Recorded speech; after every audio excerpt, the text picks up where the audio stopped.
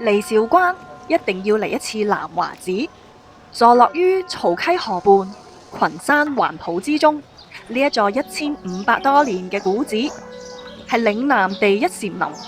南朝開山，宋代賜名南華寺，千年以嚟香火從未間斷，亦都係廣東最有仙氣、最治愈嘅祈福聖地。踏進山門，古木參天，清風徐徐。走過寶林門，就係層層肅穆嘅殿堂。天王殿莊重開揚，而氣勢最恢宏嘅大雄寶殿，保留住古建築飛檐嘅風貌。殿內古佛莊嚴，古韻滿滿，安靜又治愈人心。南華寺最珍貴嘅靈魂，就係六祖慧能真身殿。禪宗六祖喺呢度弘法37年，留下傳世千年嘅六祖壇經。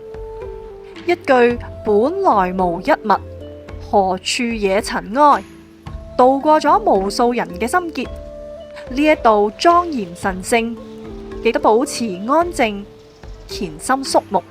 一溪曹水流千年，一指禪心安萬眾。洗手，不要甩手，然後摸摸頭。謝謝。謝謝你。等一會兒再直接借門口嘅呢咁咧聽講咧佢咧要咧咁樣嘅，即係由佢咧就自動流失咁樣啦。咁咧就咁樣嘅，要袋住佢，跟住咧就袋啲平安翻屋企咁樣。咁咧就咧拍下頭，鴻運當頭咁樣喎。OK，咁所以咧我哋咧都做足晒所有嘅儀式。